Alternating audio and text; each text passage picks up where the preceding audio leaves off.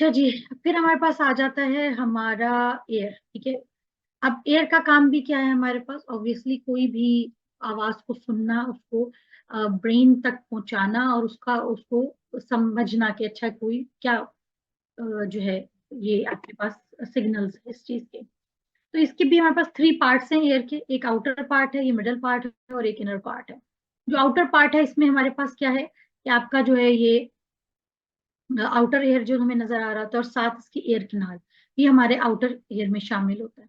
इसका काम क्या होता है हमारे पास कि ये एयर जो साउंड वेव्स हैं उनको डायरेक्ट करता है, उनको भेजता है कहाँ पर, इनर एयर की तरफ भेजता है। ठीक है, मिडल एयर की तरफ। तो उनको डायरेक्शन बेसिकली दे रहा होता है। अच्छा, ये एयर जाके आपके जो मिडल एयर है ना, मिडल एयर में क्या करेंगी, एक तो आपका ये जो कान का पर्दा एक आ जाता है, उधर वाइब्रेशन को प्रोड्यूस करती है।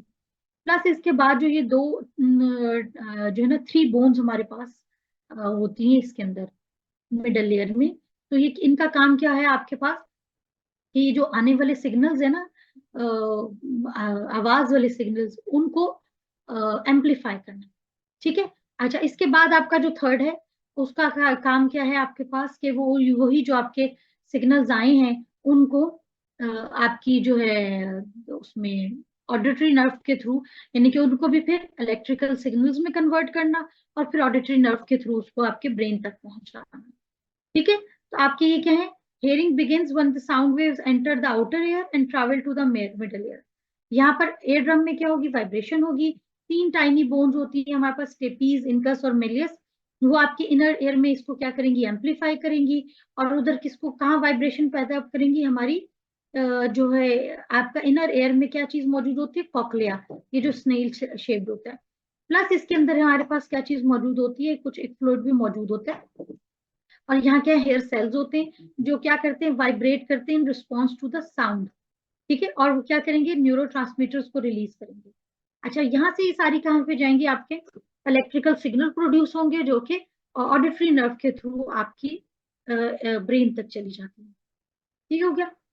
इसी को थोड़ा सा ये कि अच्छा, आपका जो एयर है इसका काम भी सिर्फ आपकी हेयरिंग ही नहीं है।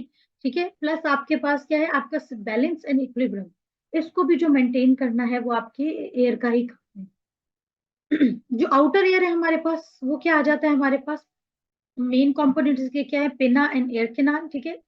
और जो ये आउटर हमें नजर आ रहा है उसको हम क्या बोल रहे हैं, पिना बोलते हैं। और सारे क्या है, हमारी एयर कैनाल या ऑडिटरी कैनाल। ठीक है। इसका काम हमने क्या था कि वो उसको साउंड वेव्स को क्या करेगा, डायरेक्ट करे, कलेक्ट करेगा और डायरेक्ट करेगा एयर कैनाल तक। एयर कैनाल क्या है, ट्यूब लाइक स्ट्रक्चर है और इसके अंदर क्या होते हैं, स्पेशलाइज स्किन एंड द वो जो एयर बैग्स के हमारे पास सेल होते हैं। इसका काम क्या है कि प्रोटेक्ट करता है एयर के इनर स्ट्रक्चर को।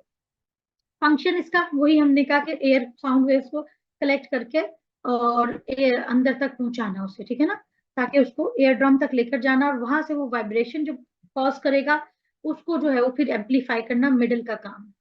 तो स्मॉल मिडिल एयर क्या है, स्मॉल है, एयर फिल्ड स्पेस है बिहाइंड द एयर ड्रम। और उसमें तीन बोन्स होती है जिन्हें हम कलेक्टिवली कहते हैं ऑसिकल्स।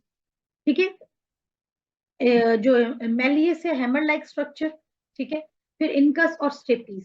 दो आपके पास क्या है कि एयर ड्रम्स जो है आउट कर सेपरेट करता है आउटर एयर को मिडल एयर से, वाइब्रेट करता है in response to sound wave. ठीक है। जब साउंड वेव्स हमारे पास ये पहुंचती हैं एयर ड्रम पे, एयर ड्रम से वो के साथ क्या ऑसिकल्स अटैच होते हैं। वो क्या करेंगी कि वो इस ऑसिकल्स जो हैं उनमें जब वाइब्रेशन होगी तो वो क्या होंगी, एम्पलीफाई करेंगे।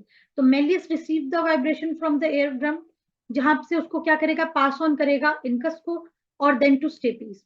तो स्टेपीज अच्छा, इसमें क्या होगा कि हमारी ये जो वाइब्रेशन जो है जब ये पास ऑन होंगी ये बेसिकली एम्पलीफाई करेंगी इधर से।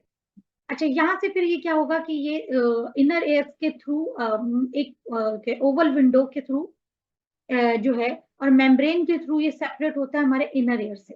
तो function of the middle ear क्या होता है, amplify and transmit the sound from ear drum to the inner ear. अब इनर एयर में क्या होता है, एक फ्लूइड फिल्ड ये होता है। ठीक है। और इसके अंदर क्या चीज मौजूद होती है और साथ क्या होता है, ये हमारी कहाँ पर है, हमारी टेम्पोरल, ये स्कल के अंदर इसका जो है टेम्पोरल बोन ऑफ स्कल भी ये मौजूद होता है। इसमें क्या होता है, कॉक्लिया होता है जिसका काम क्या है, हमारे पास हेयरिंग है। और दूसरा वेस्टिबुलर सिस्टम है जो क्या करता है, बैलेंस और इक्विलिब्रियम को मेंटेन करता है। कॉक्लिया है, स्पाइरल शेप स्ट्रक्चर होता है, स्नेल की तरह का है, और इसमें क्या होते हैं, हमारे पास सेंसरी और हेयर सेल्स मौजूद होते हैं। अच्छा, फंक्शन इसका क्या है, हमारे पास हेयरिंग है, इनके जब साउंड वेव्स हमारे पास आ गई इसमें कॉक्लिया में, तो वो क्या करेगा, जिसकी वजह से फ्लूइड मूव करेगा। जब फ्लूइड मूव होगा तो हेयर स्टिमुलेट होंगे। जब हेयर सेल्स जो ट्रिगर स्टिमुलेट होंगे, तो वो क्या करेगा, वो एक नर्व इम्पल्स को ट्रिगर करेगा, जो कि ब्रेन जो that send to the brain, ये जो नर्व इम्पल्स है, जो आपकी ऑडिटरी नर्व के थ्रू ब्रेन तक जो है सिग्नल को भेजेगी। जो ब्रेन है वो फिर इनको साउंड्स को जो है वो उनको हेयर कर यानी कि उनको महसूस कर सकेगा, और उनको हम सुन सकेंगे। इसी तरह वेस्टिबुलर सिस्टम जो होता है वो कॉक्लिया के साथ ही हमारे पास इनर सेल में होता है, और इसमें क्या होती है, सेमी सर्कुलर कैनाल्स होती हैं, और ये स्ट्रक्चर जो है हमारे पास basically change in position of head, movement, इनको जो है वो सेंस करेगा, और उनको हमें जो है वो महसूस करवाएगा, ठीक है, उसको हम मेंटेन रखेगा।